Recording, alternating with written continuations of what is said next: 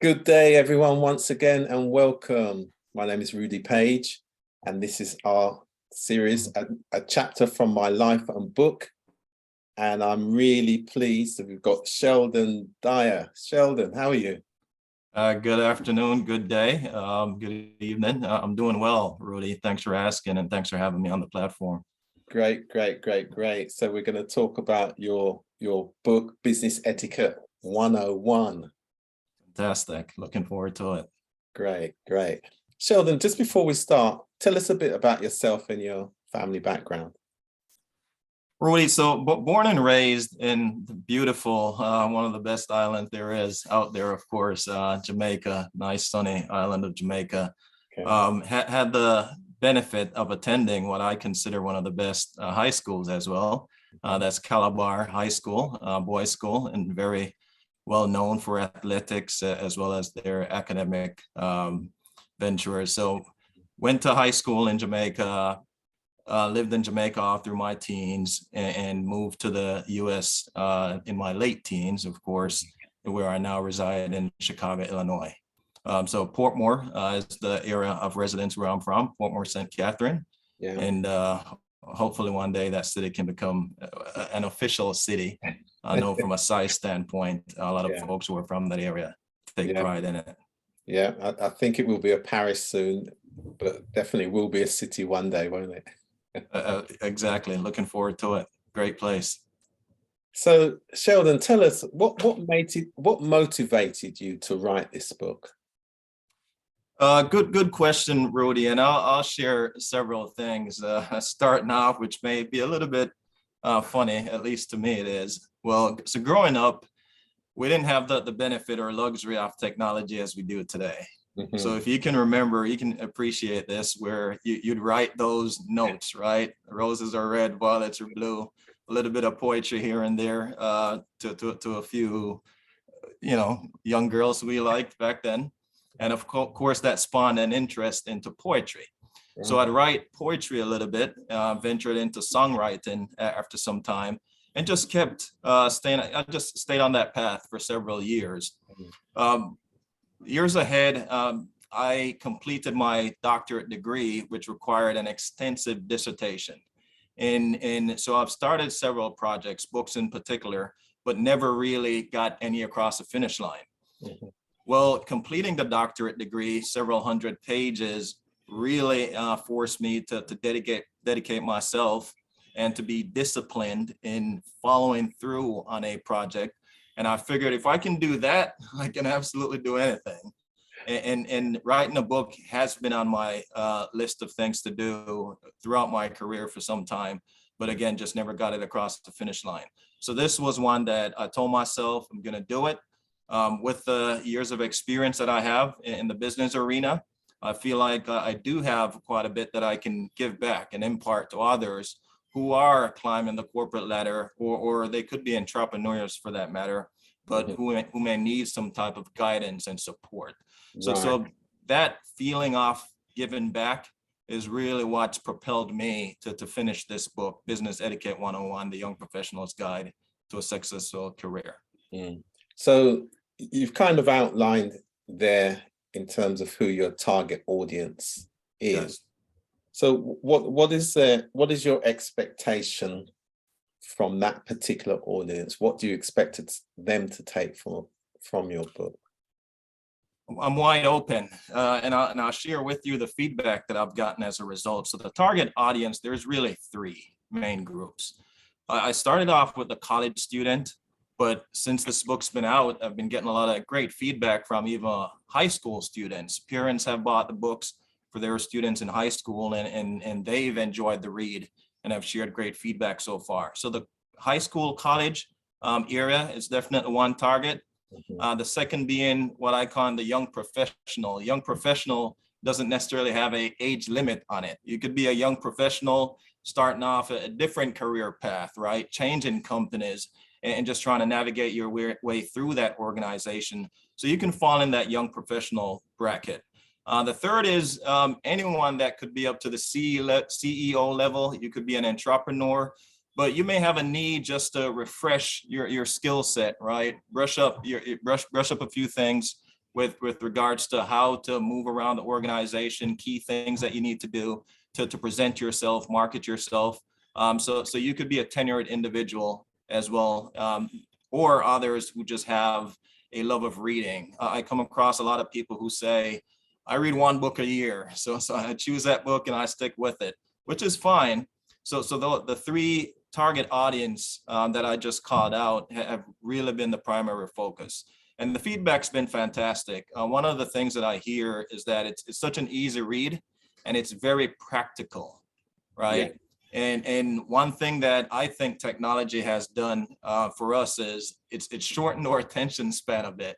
Mm-hmm. So a lot of folks are used to a quick 30-second blob, video, a podcast.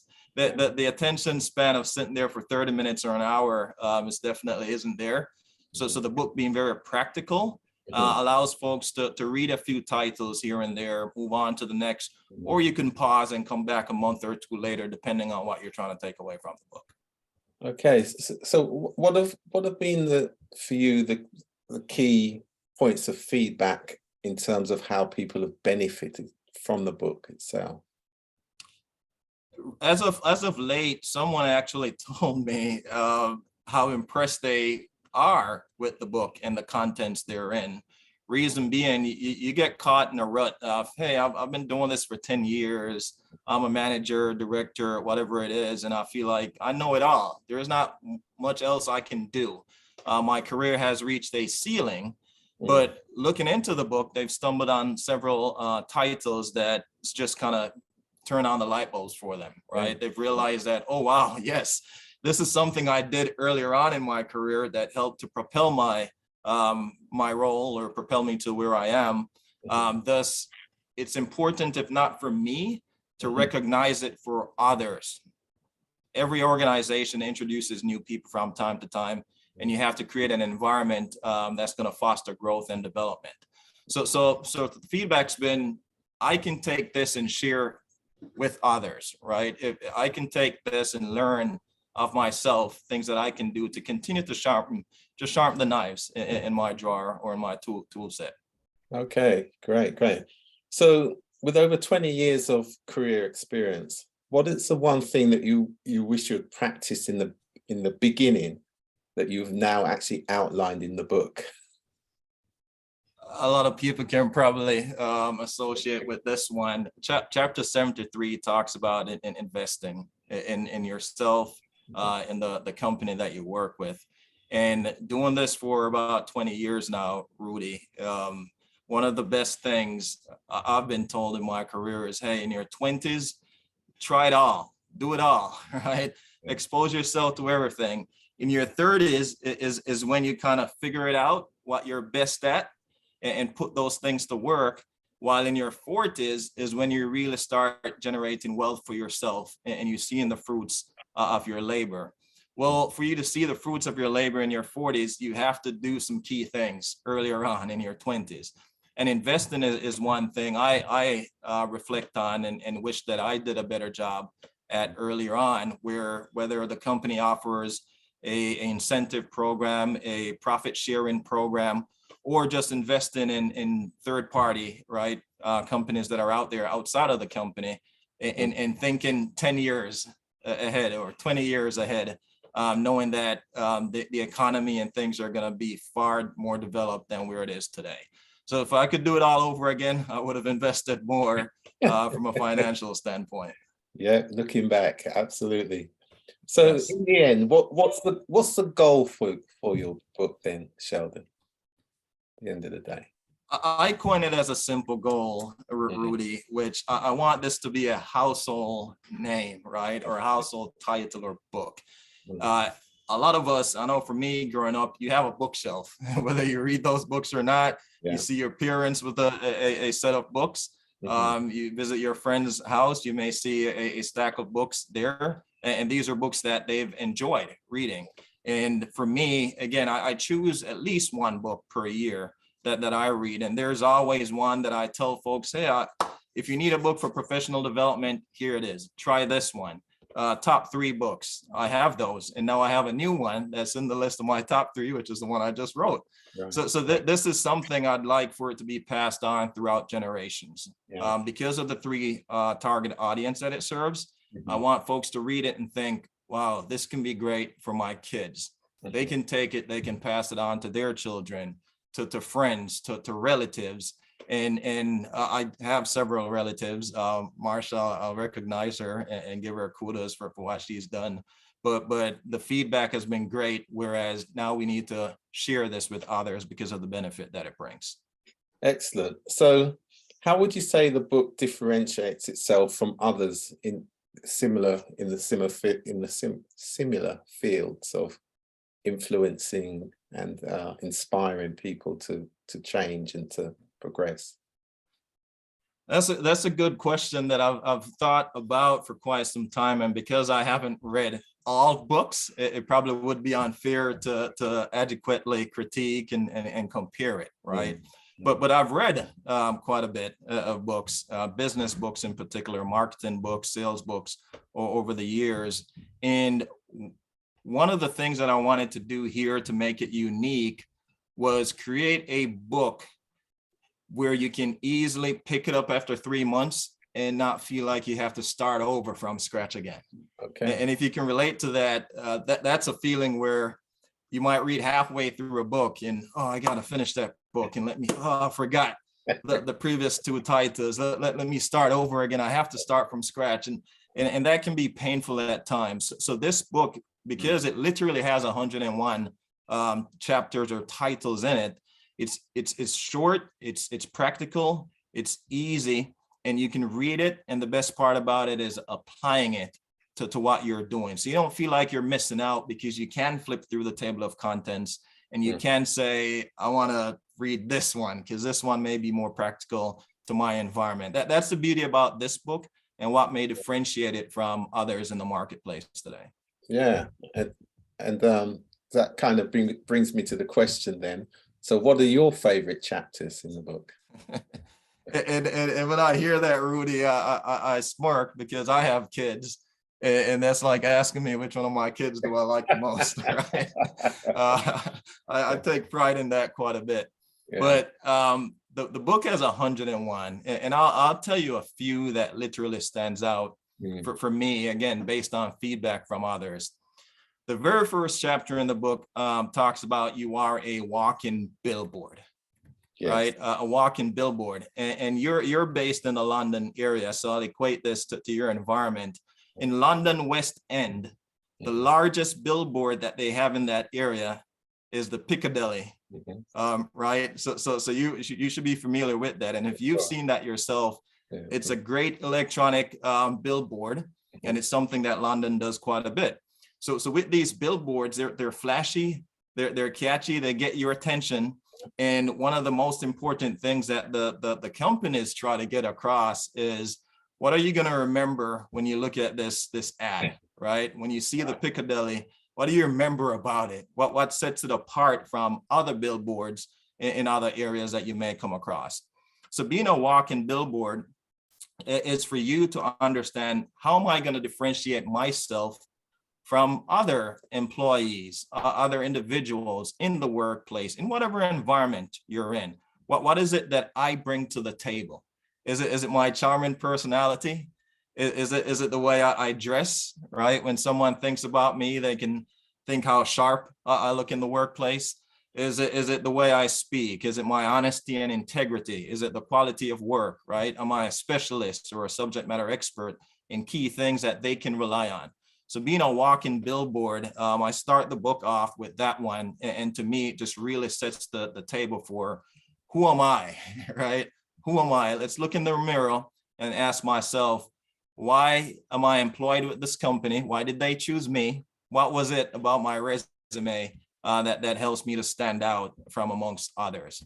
So that chapter, I'm really in love with that chapter of the book. And I've been getting just a lot of raving feedback from others about that title itself. The key thing about that and other titles as well, Rudy, is if I can do it over again and write this book, I'd add a note section in the book. Okay. because folks have showed me, hey, take a look at this. I've written a lot of things in here because as I read it, I'm just seeing myself in the book, and I'm seeing myself doing these things, and I'm taking notes because guess what? I'm putting these things to work. I'm literally practicing these principles. Yeah. So that title and chapter 6 that talks about owning your career path, which speaks to you just taking charge of where you see yourself and what you'd like to accomplish in again, any environment, and not take it for granted that folks are going to see you and just promote you. Folks are going to see you and immediately recognize the work you're doing. It's important that you understand that I'm in charge of my career. I have to take responsibility for where it goes, how fast it travels, and what happens on the path. So those two titles for me are very key.